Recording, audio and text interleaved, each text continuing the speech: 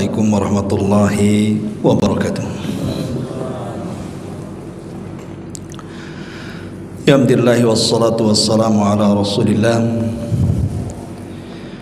wa ala alihi wa sahbihi wa mawalah wa la hawla wa la quwwata illa billahi wa ba'du. Hadirin dan hadirat yang dimuliakan Allah Subhanahu wa taala. Alhamdulillah di malam hari ini kita masih diberikan nikmat oleh Allah Subhanahu wa taala, nikmat sehat, Islam dan iman, dan juga nikmat kita bisa berkumpul untuk bertalabul ilmi. Salawat dan juga salam kita hadiahkan kepada Rasul kita Nabi besar Muhammad sallallahu alaihi wa ala alihi wasallam. Hadirin dan hadirat yang dimuliakan Allah Subhanahu wa taala, berhubung beberapa hari ke depan kita akan menghadapi bulan suci Ramadan, maka pembahasan di malam hari ini kita akan membahas tentang targhib menyongsong bulan Ramadan. Di antara sunnatullah adalah berjalannya waktu dari hari, pekan, bulan dan tahun silih berganti. Perasaan kita Ramadan tahun lalu begitu cepat. Sekarang kita sudah masuki Ramadan yang berikutnya.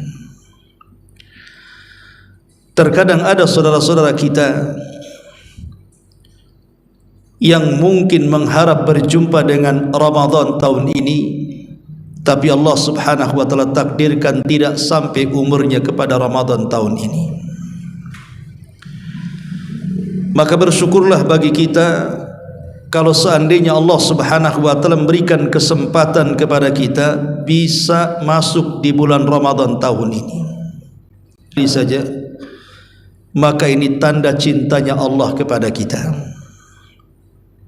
Jadi kalau seandainya kaki kita bisa melangkah di Ramadan tahun ini, ketahuilah bahwa itu tanda cinta kita kepada Allah, tanda cintanya Allah Subhanahu wa taala kepada kita.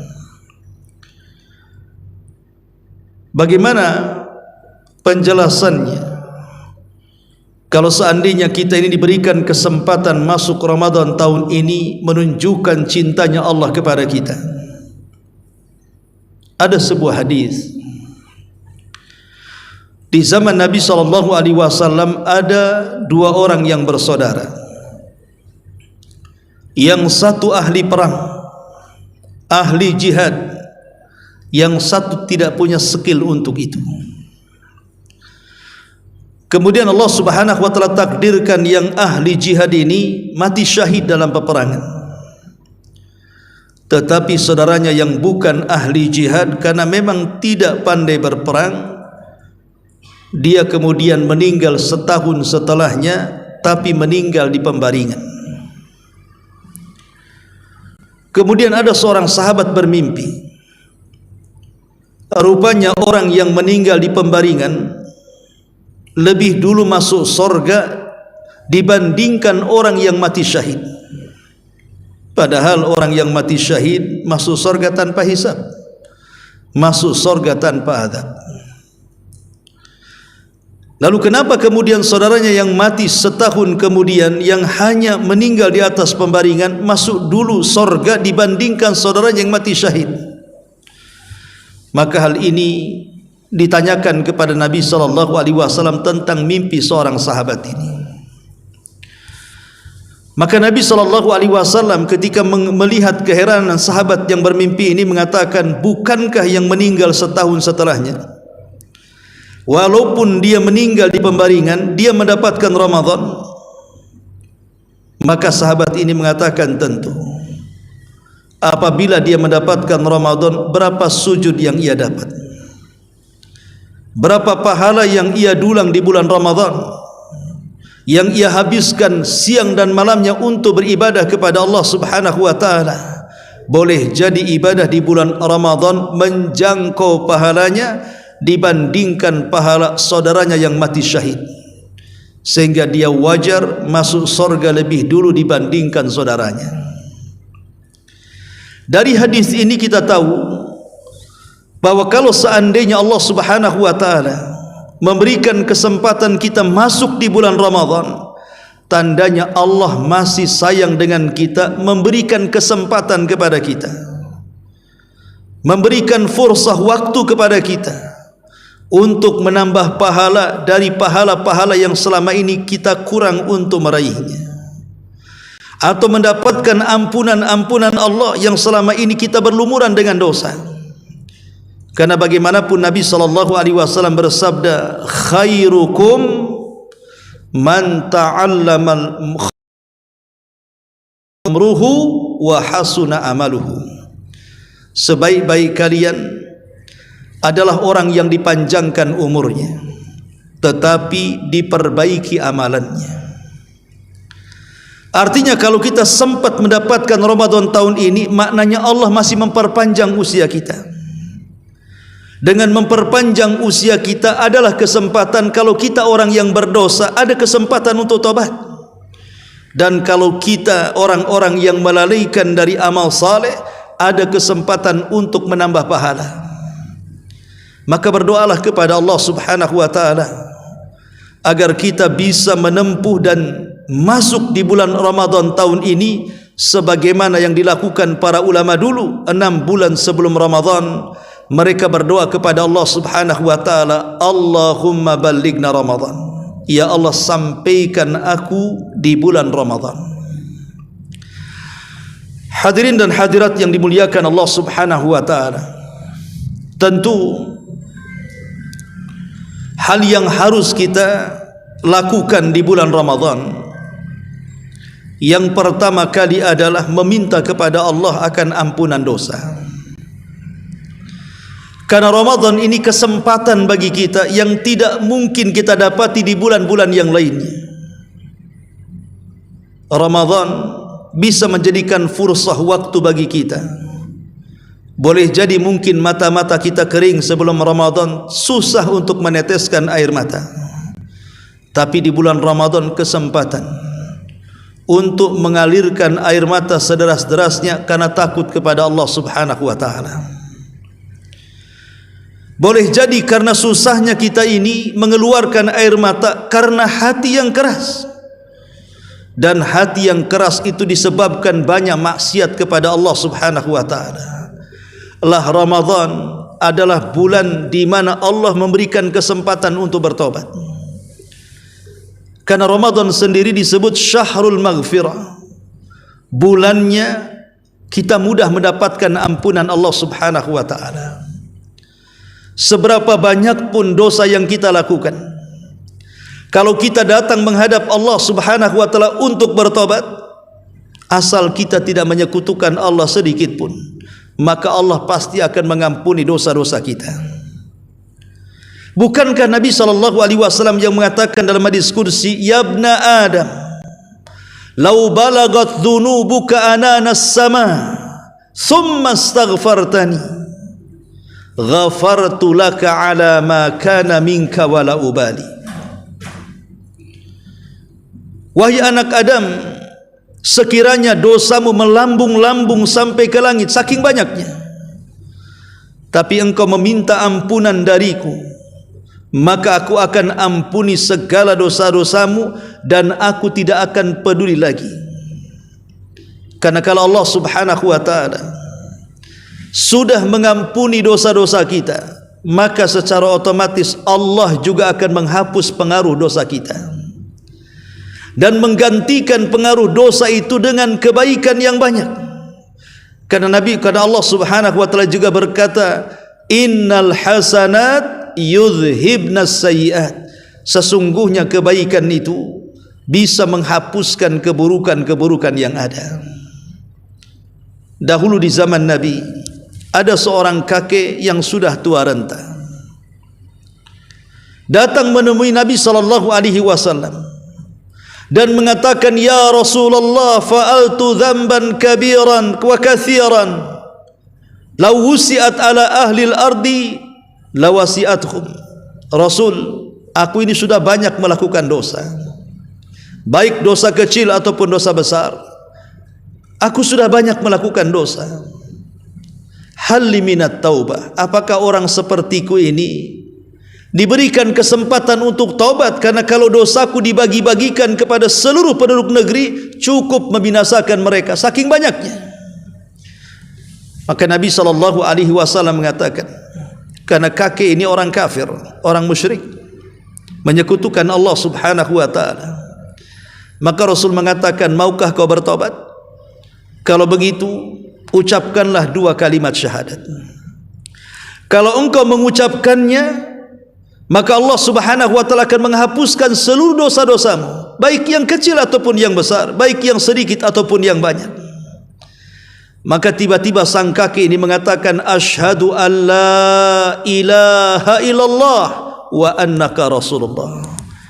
Aku bersaksi bahwa tidak ada sembahan yang berhak disembah kecuali Allah, dan engkau adalah utusan Allah Subhanahu wa ta'ala. Tiba-tiba Nabi bertakbir, Allahu Akbar, Allahu Akbar. Allah maha besar, Allah maha besar. Sungguh Allah Subhanahu wa ta'ala telah mengampuni dosamu dan telah menggantikan kesalahanmu dengan kebaikan. Lihat bagaimana Allah Subhanahu wa ta'ala rahim kepada kita. Lah di bulan Ramadan Allah buka ampunan selebar-lebarnya. Allah buka ampunan dari dosa-dosa kita sebanyak-banyaknya. Makanya Nabi SAW menyebutkan dalam sebuah hadis, man shama ramadanan imanan wahtisaban ghufira lahu ma taqaddama min dambi.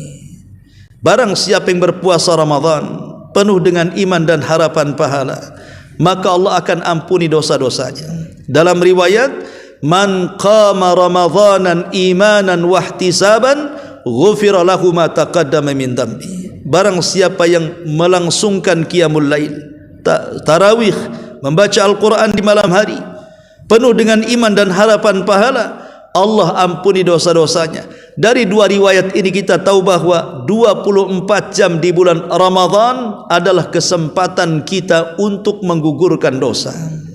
Siangnya dengan puasa dan malamnya dengan qiyamul lail. Jadi Ramadan adalah kesempatan memperbaiki diri, menggugurkan dosa, membersihkan hati, mentarbiah kita dari terhalangnya kita dari perkara mubah untuk melangkah tidak melakukan hal yang diharamkan Allah Azza wa Jalla. Makan itu mubah tapi dilarang ketika puasa. Minum itu mubah tapi dilarang ketika puasa. Melakukan hubungan suami istri halal tapi dilarang ketika puasa. Kalau seandainya yang mubah-mubah saja tidak boleh dilakukan, apalagi yang diharamkan tentu dilarang lagi. Artinya Ramadan adalah tarbiyah kita untuk meninggalkan dosa-dosa besar, dari mulai meninggalkan yang mubah menuju yang diharamkan Allah Subhanahu wa ta'ala. Hadirin dan hadirat yang dimuliakan Allah Subhanahu wa ta'ala, kita tahu bahwa yang mengharap kedatangan Ramadan itu bukan kita saja orang yang masih hidup. Bahkan orang yang sudah meninggal sangat berharap mereka berjumpa dengan Ramadan. Kalau seandainya di satu masjid ini anggaplah ada 100 orang yang masih hidup, kemudian anda tanya-tanya satu-satu tuh 100 orang itu, kira-kira kemauan anda ini apa setelah ini? Boleh jadi mungkin masing-masing orang itu akan mengemukakan cita-citanya. Yang satu mengatakan saya ingin jadi pejabat, yang satu mengatakan tidak, saya yang penting dapat pekerjaan, yang satu mengatakan saya ingin dapat job, dan begitu seterusnya. Mungkin cita-cita orang-orang yang di dunia satu masjid saja berbeda-beda satu dengan yang lainnya. Tapi kalau orang yang sudah meninggal, cita-cita itu hilang. Kalau orang sudah masuk kubur, tidak ada lagi cita-cita itu. Tidak ada lagi cita-cita orang kaya ingin menjadi pejabat ataupun orang miskin ingin menjadi kaya. Tidak ada lagi cita-cita orang sakit ingin sembuh atau orang sehat ingin sukses. Karena cita-cita orang yang sudah meninggal itu cuma satu, sudah tidak beragam lagi. Kalau orang masih hidup beragam, karena masing-masing kepala punya cita-cita sendiri. Ingin kaya, ingin sukses, ingin memiliki pangkat, jabatan, kepemimpinan dan lain sebagainya. Tapi kalau orang sudah meninggal, cita-cita itu tidak beragam lagi. Cita-cita mereka hanya satu. Bagaimana mereka bisa dikembalikan ke dunia, kemudian bisa beramal saleh. Itu saja cita-cita mereka. Makanya Allah Subhanahu wa taala menggambarkan cita-cita orang-orang yang sudah meninggal. Falaula akhartani ila ajalin qarib fa asaddaqa wa akum minas salihin. Ya Rabb, kalau engkau berikan kesempatan walaupun sesaat kami hidup di dunia ini, kami akan sedekahkan harta kami dan kami akan berjanji menjadi orang yang saleh, akan berubah menjadi orang baik lagi. Tetapi bagaimanapun cita-cita orang yang sudah meninggal ini mustahil terkabulkan. Jadi orang-orang yang meninggal itu sangat merindukan Ramadan. Kalau seandainya Allah Subhanahu wa taala, pasti mereka ingin hidup di bulan Ramadan, ingin menghabiskan hari-hari mereka dengan puasa, ingin menghabiskan waktu-waktu mereka dengan qiyamul lail, ingin menghabiskan harta-harta mereka dengan sedekah, ingin berbuat baik kepada manusia, karena hanya itu yang bisa menyelamatkan mereka setelah kematiannya. Kalau seandainya orang-orang yang meninggal dunia ingin dihidupkan dan ingin berjumpa dengan Ramadan, kenapa kita orang hidup tidak membuat Ramadan ini kesempatan terbaik bagi kita untuk memperbanyak amal saleh? Sementara orang mati saja ingin kembali, kenapa kita orang hidup tidak memanfaatkannya? Apakah kemudian setelah mati baru kita ingin berjumpa dengan Ramadan? Ma'asyiral muslimin yang dimuliakan Allah Subhanahu wa taala, maka mumpung kita ini diberikan kesempatan, itu tanda cinta Allah dengan kita. Maka datangnya bulan Ramadan menjadi fursah bagi kita, kesempatan dan waktu bagi kita untuk banyak melakukan amal saleh. Tentu amal saleh itu yang pertama ya berpuasa, kemudian qiyamul lail, kemudian membaca Quran, kemudian i'tikaf, kemudian zakat, kemudian sedekah dan begitu seterusnya. Banyak amal-amal saleh yang kita akan hadapi di bulan Ramadan. Oleh karena itulah maka persiapan terbaik menjelang Ramadan adalah meningkatkan ketakwaan kita kepada Allah Subhanahu wa taala. Biasakan menjalankan perintah dan menjauhi larangan. Kalau seandainya sebelum kita masuk bulan Ramadan kita masih melakukan maksiat kepada Allah Azza wa Jalla, lisan kita masih suka berghibah, suka namimah, suka memfitnah, atau kaki tangan kita masih melangkahkan ke tempat-tempat kemaksiatan, atau mungkin hati dan pikiran kita masih kotor kepada orang, maka masuk Ramadan hilangkanlah hal-hal yang seperti itu. Karena bagaimanapun sering saya katakan bahwa yang namanya maksiat itu bisa menghilangkan kelezatan ibadah. Kalau kita masuk Ramadan dimukaddimahi dengan perkara maksiat, saya yakin salat tarawih kita tidak akan lezat, puasa kita tidak akan merasa nikmat, dan ibadah-ibadah yang lain tidak akan merasakan kesenangan. Kenapa? Karena setiap maksiat itu ada pengaruhnya. Dahulu ada seorang ulama namanya Ibrahim ibnu Adham rahimahullahu ta'ala. Ibrahim ibn Adham pernah satu hari i'tikaf di Masjidil Aqsa di Baitul Maqdis. Saat dia salat terganggu dengan pikirannya, dia tidak bisa khusyuk dalam salat malamnya. Saat dia membaca Al-Quran tidak pernah merasakan kelezatan membaca Al-Quran, seolah-olah kosong melompong dalam pikirannya. Saat dia berzikir pun tidak pernah merasakan kelezatan yang luar biasa, tidak bisa menenangkan hatinya. Sehingga Ibrahim ibn Adham berfikir, dosa apa yang sudah dia lakukan? Kenapa solat malamku terganggu? Kenapa baca Quranku terganggu? Kenapa zikir dan istighfarku tidak mendapatkan ketenangan dalam hatiku? Maksiat apa yang aku sudah lakukan? Jadi Ibrahim ibn Adham tahu bahwa efek daripada maksiat itu membuat ibadah tidak lezat, sehingga dia mengatakan, maksiat apa yang pernah saya lakukan? Kemudian dia teringat satu masalah saat dia masih berada di Mekah. Dia membeli satu gantang kurma, kemudian di bawah gantang itu ada satu butir kurma. Tanpa sadar dia ambil karena dia sangka bahwa satu butir itu adalah tumpahan dari gantang yang sudah dibelinya. Dia langsung memakannya. Baru terfikir, apakah gara-gara satu butir kurma itu aku tidak khusus salat, tidak lezat baca Quran, tidak membawa ketenangan zikir dan juga istighfar? Apakah satu butir itu jangan-jangan bukan milikku tapi milik penjual kurma? Dia bukan jatuh dari gantang yang sudah aku beli. Dari situ dia berfikir untuk meminta maaf kepada orang yang menjual kurma dan ingin mengembalikan yang satu butir itu kepada pemiliknya. Berangkat dia dari Masjidil Aqsa, Palestina, menuju Mekah. Sampai di Mekah, dia mencari orang yang menjual kurma itu.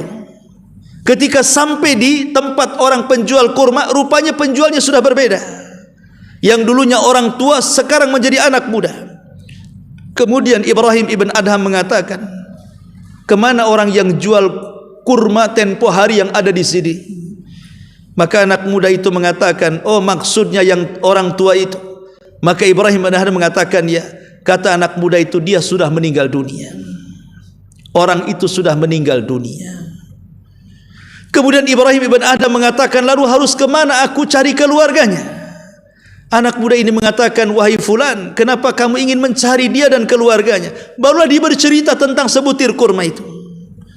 Maka anak muda itu mengatakan, sesungguhnya saya adalah putranya, putra daripada orang tua yang Anda maksudkan itu. Maka Ibrahim ibn Adham mengatakan, aku minta maaf atas kelancanganku dulu mengambil satu butir kurma milik ayahmu. Saya ingin mengembalikan dan minta maaf dari kamu. Kemudian anak muda ini mengatakan, bagi saya sih tidak ada masalah, saya maafkan. Apalagi hanya sebutir kurma. Masalahnya orang tuaku bukan hanya aku saja anaknya, ada beberapa anak yang lainnya. Akhirnya Ibrahim bin Adham mengatakan, kalau begitu di mana alamat anak-anaknya? Saya ingin minta kerelaannya dan keredoannya. Subhanallah. Akhirnya kemudian satu persatu anak kakek penjual kurma itu didatangi dan minta maaf. Setelah kelar semuanya, barulah dia betul-betul merasakan nikmatnya ibadah, kembali mendapatkan ketenangan zikir dan istighfarnya, kembali mendapatkan kenyamanan tarawihnya, dan begitu seterusnya. Kalau hanya gara-gara sebutir kurma yang disangkanya milik dia bisa membuat ibadah seseorang kacau, macam mana dengan orang yang terang-terangan bermaksiat kepada Allah? Terang-terangan itu maksiat dia langgar, terang-terangan itu mungkar dia lakukan, maka pengaruhnya akan lebih dahsyat untuk kelezatan ibadah kita di bulan Ramadan. Makanya para ulama mengatakan sebelum masuk Ramadan, bertobatlah dengan taubatan nasuha, betul-betul bertobat. Kalau itu memang bersifat vertikal kepada Allah, minta ampun kepada Allah dengan istighfar, berhenti dari maksiat. Kalau memang itu sifatnya horizontal, mungkin berbuat dosa dengan manusia, datangi orang itu minta maaf, minta kerelaannya, sebelum nanti pertanggungjawabannya lebih berat di hadapan Allah Subhanahu wa taala. Bagaimanapun hati yang bersih dari dosa ketika masuk Ramadan lebih indah ketika menghadapi Ramadan dibandingkan hati yang kotor dengan dosa. Hadirin yang dimuliakan Allah Subhanahu wa taala, dari sini kita tahu bahwa karena Ramadan itu adalah mawasimul khair, dia adalah musim-musim kebaikan yang Allah hanya berikan kepada kita umat Islam dan tidak diberikan kepada umat sebelum kita. Maka ini kesempatan, karena Ramadan itu hanya 1 bulan dalam setahun. Belum tentu kita bisa mendapatkan tahun depan Ramadan yang berikutnya. Boleh jadi mungkin ini Ramadan yang terakhir bagi kita. Anggap saja ini Ramadan yang terakhir bagi